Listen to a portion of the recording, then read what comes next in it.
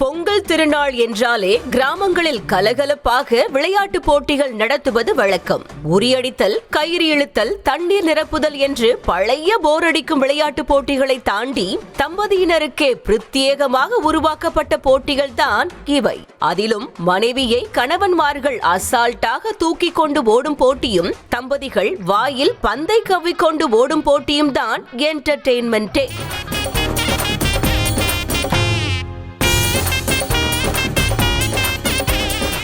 திண்டுக்கல் மாவட்டம் வேடச்சந்தூர் சந்தைப்பேட்டையில் மாட்டுப் பொங்கலை ஒட்டி விளையாட்டு போட்டிகள் நடைபெற்றன. போட்டியின் தொடக்கத்தில் கணவன்கள் தங்கள் மனைவிகளை தூக்கியதை பார்க்கும் போது எளிமையாக இருப்பதாக தெரிந்தாலும் 4 நிமிடங்களில் அது உல்டாவாக மாறி ஒவ்வொருவரும் தங்கள் மனைவியை இறக்கிவிட்டனர். கடைசி வரை களத்தில் நின்ற ரஞ்சித் வினிதா தம்பதி வெற்றி ஜோடியாகியது.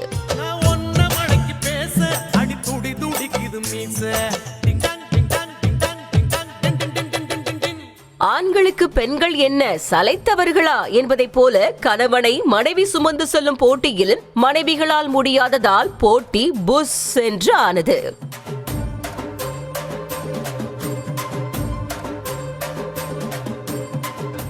எல்லை மீறி போறீங்கடா என்பதைப் போல நெல்லை மாவட்டம் சீலாத்தி குளத்தில் தம்பதியினர் தங்கள் வாயில் பந்தை கவ்விக்கொண்டு ஓடும் போட்டி நடைபெற்றது. கணவனும் மனைவியும் ஒரு பந்தை கவ்விக்கொண்டு ஓடியதே கலகலப்புக்கு எல்லையே இல்லாமல் வேற லெவல் ஃபன்னாக இருந்தது.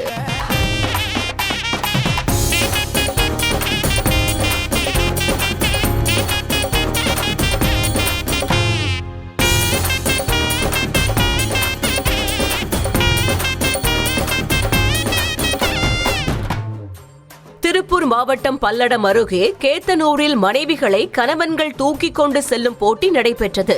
விறுவிறுப்பாக போட்டி தொடங்கிய நிலையில் முந்தி செல்ல வேண்டும் என்று அக்கணவர் நினைத்தாரோ, இல்லை பல நாட்கள் மனைவியிடம் அடி வாங்கியதற்கு பழி வாங்க நினைத்தாரோ என்று தெரியவில்லை. பொத்தென்று மனைவியை கீழே போட்டு தானும் கீழே விழுந்தார்.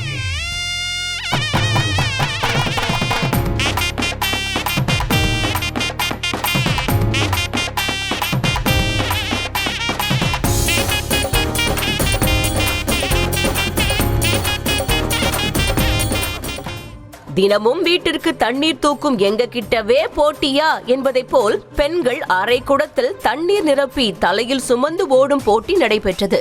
இதில் குடத்தில் கை வைத்த பெண்கள் அவுட் ஆகிய நிலையில் மூதாட்டி குடுகுடுவென ஓடி வந்து முதலிடத்தை தட்டி பிடித்தார்.